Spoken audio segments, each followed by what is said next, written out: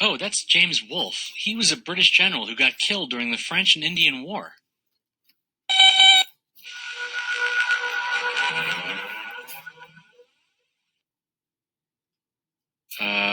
Okay. Dear Tim and Moby, please tell me about the French and Indian War. From Bobby. The French and Indian War was a conflict between France and Great Britain over territory in North America. It lasted from 1754 to 1763. Actually, American Indian nations fought on both sides, but we'll get to that in a minute. By the middle of the 18th century, the 13 British colonies were thriving. The land to the west was controlled by France, and they'd claimed most of Canada, too. Most of New France was relatively unsettled by the French. Fewer than 100,000 colonists lived there, and their economy revolved around trade with native peoples. Well, the borders between the French and the British territories were sort of vague. A lot of land had been claimed by both countries, including the Ohio River Valley. Sparks started flying when British fur traders moved into the region. The French wanted to control all the trade in what they considered their territory. And the British were undercutting their prices, offering the same goods at a lower cost. So the French warned their native trading partners to stop dealing with the British and began building military forts to keep the English out, including Fort Duquesne, built in 1754 at the intersection of three key rivers to cut off British expansion. That spurred the governor of Virginia to send in soldiers to kick out the French. They were led by a young colonel named George Washington. Washington and his men ambushed French forces at the Battle of Jumonville Glen, but they were eventually forced to surrender and head back to Virginia. The battle turned a territorial dispute into an open conflict. After this, the leaders of France and Britain started sending troops and supplies to North America. And that's how the French and Indian War began. Well, at the start, most native nations sided with France. The French tended to treat them with more dignity and respect.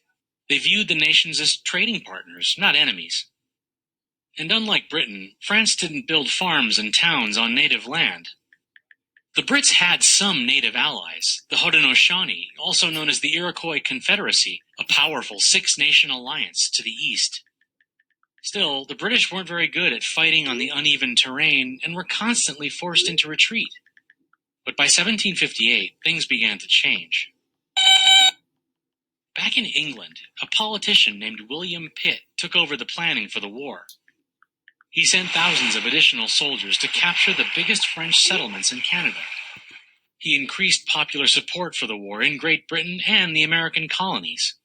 And he attacked French territories around the world, expanding the conflict into Europe and Asia.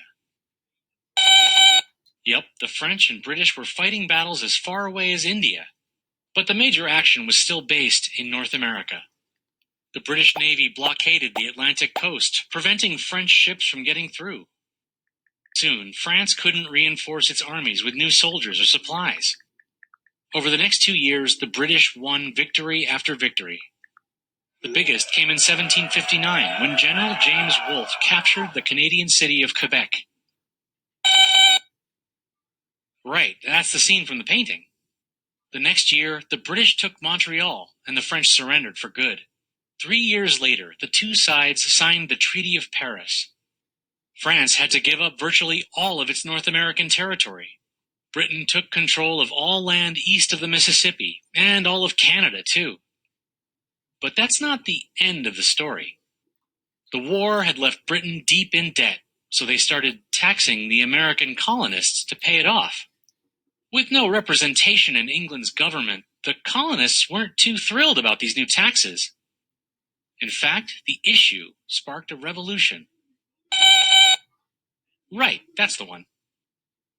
Hey, speaking of which, can you change this painting back?